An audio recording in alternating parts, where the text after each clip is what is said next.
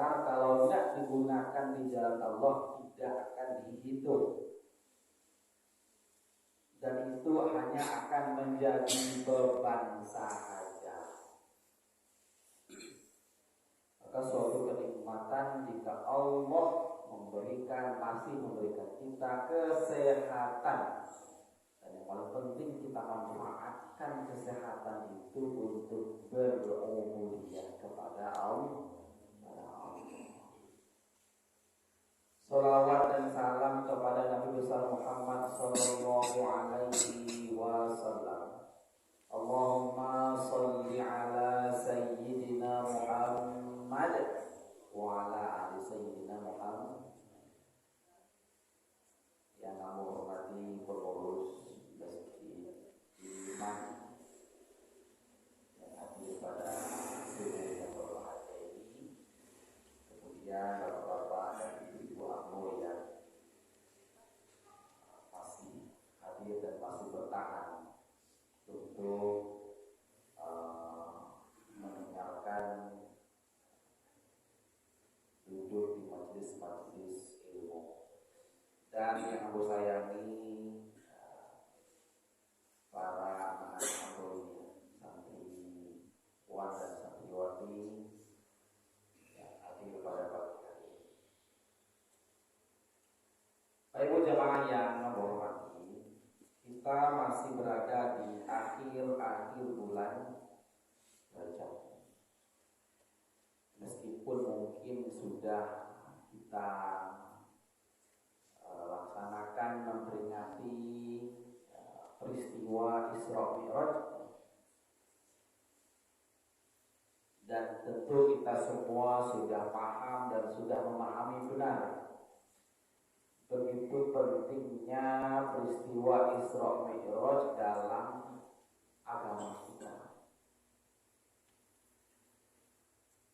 Maka untuk itu pada pagi hari ini, dengan waktu yang sesingkat-singkatnya, sesingkat-singkatnya kita akan mencoba untuk mengambil atau mengingat-ingat kembali lah. Karena mungkin kemarin sudah dilaksanakan pengajian juga mungkin tentang peristiwa Isra Mi'raj.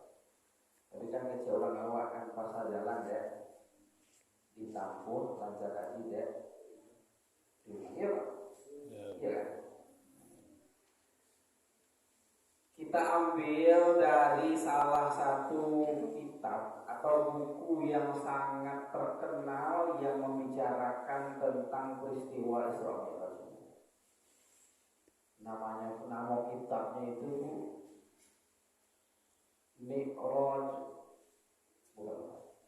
Qissatul Mi'raj, yang ditulis oleh Syekh Najamuddin Al-Ghawthi, seorang sarjana Mesir, alumni Al-Azhar.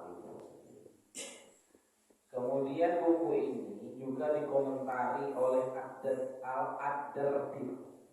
Kita kenal kalau di kalangan pesantren, kitab ini disebut dengan Ad-Dardil ala Qissatul Mi'raj. Bukunya tipis, tidak salah sekitar 25 sampai 30 halaman. Tapi buku ini dia menceritakan bagaimana peristiwa besar ini, peristiwa yang di luar nalar ini, yang kita kenal dengan peristiwa Isra Mi'raj ini terjadi, mulai dari persiapan, pelaksanaan, dan kembalinya Nabi Muhammad SAW.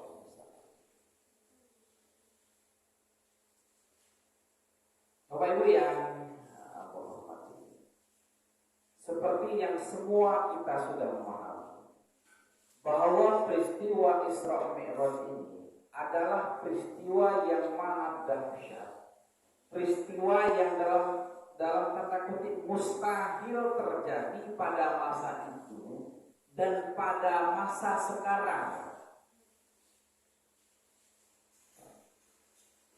Bahkan juga mustahil mungkin terjadi di masa yang akan datang. Meskipun teknologi kendaraan sudah berkembang sedemikian rupa.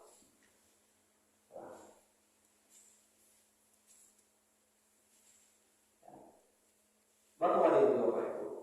Coba kita bayangkan. Pada masa Nabi Muhammad itu apa itu? Kendaraan tercanggih itu apa? Kendaraan tercepat itu apa? Kuda. Kuda. Itu kendaraan paling cepat. Kendaraan paling kuat unta. Unta. Kira-kira kalau awak pakai kuda dari Siko ke Batu Sangka, mana lama itu? Oh, kuda di Padang. Ke Batu Sangka. Apa yang Sari, Pak? Apa yang Sari? Ke Batu Sangka. Itu ke Batu Sangka baru, Pak. Kalau ke Jakarta berapa? Berjalan kaki sampai berhari paling. Kalau berjalan kaki boleh sehat semua. Ya. Jadi peristiwa Isra dan Mi'raj ini, perjalanan Nabi dari Makkah ke Palestina yang jaraknya ratusan kilometer itu. Kemudian Mi'raj naik ke langit ke-1, ke-2, ke-3, ke-4, ke-5, ke-6, ke-7 sampai ke Sidratul Muntaha itu. Itu memang peristiwa yang tidak akan diterima oleh nalar dan akal manusia. Siapa yang tahu? Nah, tipe pertamanya adalah apa? Dalam kasus-kasus agama apa itu? Yang dikedepankan itu adalah keimanan, Pak. Bukan nalar kita, Pak. Maka Abu Bakar ketika Nabi pulang diceritakan Abu Bakar, Nabi, Ambo barusan terbang berjalan ke Palestina, lalu berangkat ke 1, 2, 3, 4 sampai bertemu dengan Allah dalam rentang sepertiga malam. Abu Bakar karena imannya kuat jawabnya apa? Wahai Rasulullah, saudara, saya percaya. Kalau awak kira-kira oleh kamu itu, awak tahu kok, kalau kawan awak saudara, jangan pergi ke Eropa, pergi ke padang panjang saya sekali 2 tahun. Contoh, tiba-tiba saya mengejar, awak datang baru pulang dari Amerika, ya, tidak ada tanda. Tiba-tiba dia mengejar lagi. Tidak percaya.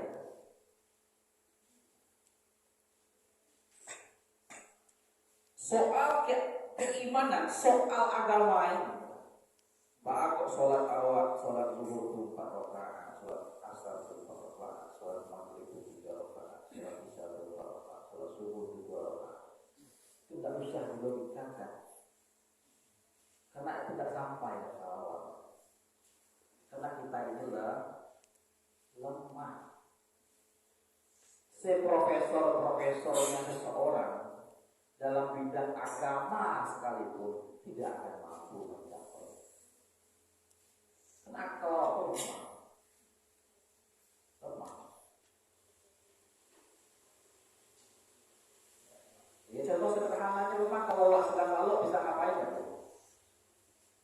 Bisa tidak awak mendefend atau menjaga diri awak surat ketika kita sedang tidur? Pak, sedang lalu bisa tidak, Pak? Tidak bisa. Tidak bisa.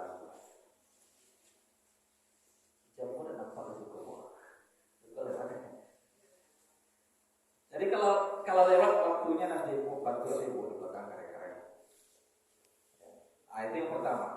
Jadi peristiwa Isra Mi'raj ini memberikan dan mengingatkan kita bahwa persoalan agama ini tidak bisa kita logikakan.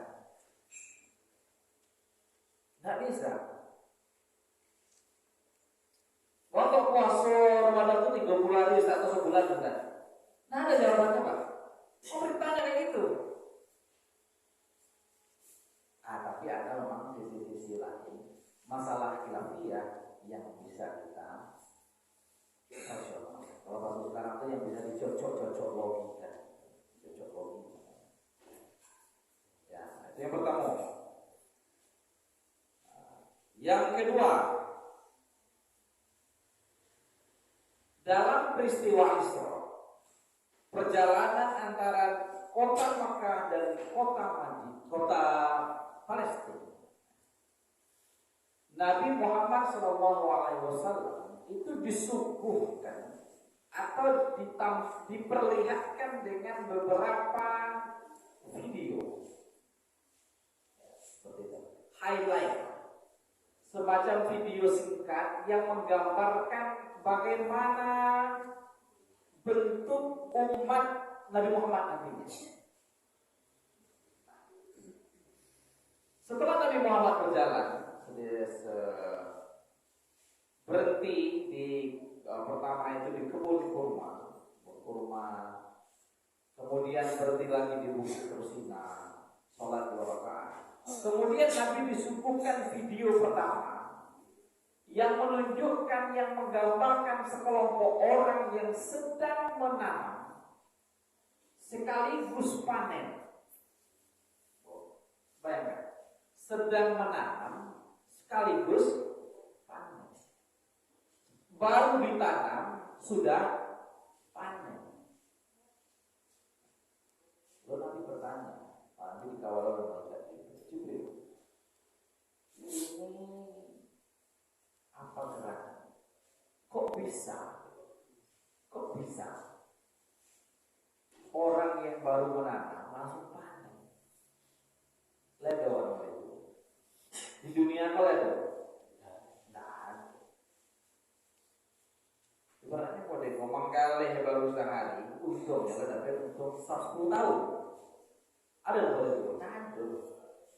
Pasti ada proses. Tapi dalam video yang ditunjukkan kepada Nabi itu terjadi. Ada orang yang sedang menanam langsung panen. Kata malaikat Jibril, wahai Muhammad, ini adalah gambaran umatmu yang dulu ketika hidupnya itu mereka senantiasa berjihad dan berjuang di jalan Allah dengan harta dan bahkan dengan jiwa. Orang yang suka berinfak, orang yang suka bersedekah, orang yang suka mengeluarkan hartanya di jalan Allah akan dibalas oleh Allah 700 kali lipat.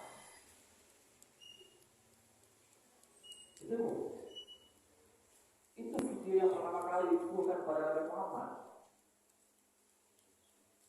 Orang yang suka menginfakkan hartanya, menginfakkan apa yang dia milikinya, ada tenaga kita sumbangkan, ada pikiran kita sumbangkan, ada harta kita sumbangkan. Ini nanti di yaumil kiamah kata Nabi, seperti orang yang baru menanam lalu panen. Beruntung tak coba? Iya Pak.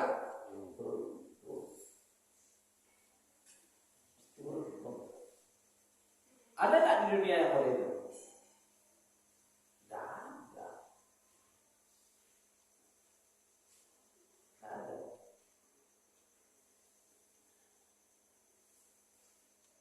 Nabi disuguhkan seperti itu.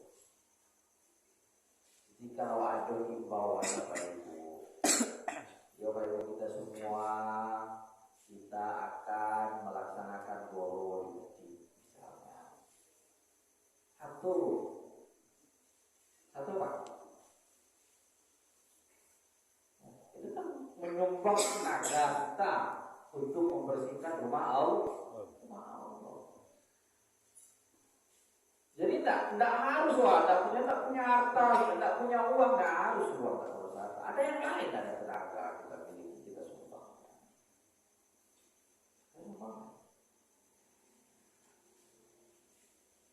Nah, orang yang senantiasa menyumbangkan apa yang dia miliki untuk kepentingan bersama ini diganti oleh Allah 700 kali lipat.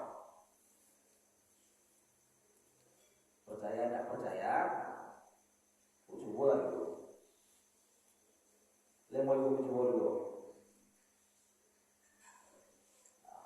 Bapak Ibu yang Allah hormati, waktu kita sebutkan. Yang ketiga. Ini yang paling penting. Karena peristiwa Isra Mi'raj ini adalah peristiwa yang akhirnya hasilnya itu adalah perintah sholat. Maka dalam peristiwa Isra itu juga Nabi ditunjukkan ada sekelompok orang yang kerjanya itu memecah belahkan kepalanya. Dipecahkan kepalanya, sehat lagi, berdarah pecah, dipecahkan lagi. Ya Tuhan, kalau yang kata India sampai berdarah, pecah. Tapi sehat lagi, diantar lagi, sehat lagi, diantar. Nabi bertanya, kenapa ini wahai Jibril? Inilah umatmu yang dulu ketika hidupnya kepalanya itu malas untuk di bawah sujud. Kita beruntung. Sholat itu hanya diwajibkan 5 kali dalam sehari semalam. 5 kali. 5 kali, dan hitungan 5 kali itu 1 kali dikali 10. 10, hitungan 5 itu 5 kali 10. Jadi dalam satu hari itu tetap hitungannya 50 kali sehari semalam.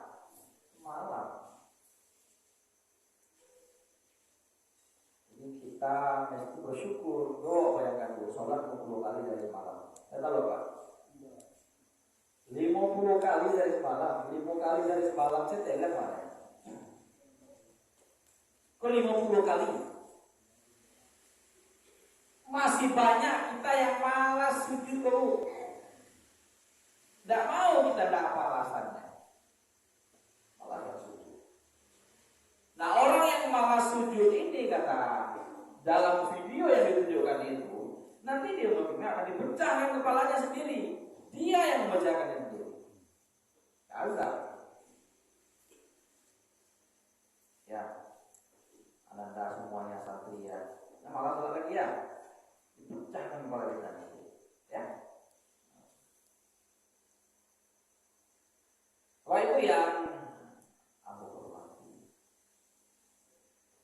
Sebagai kesimpulan, waktu kita singkat,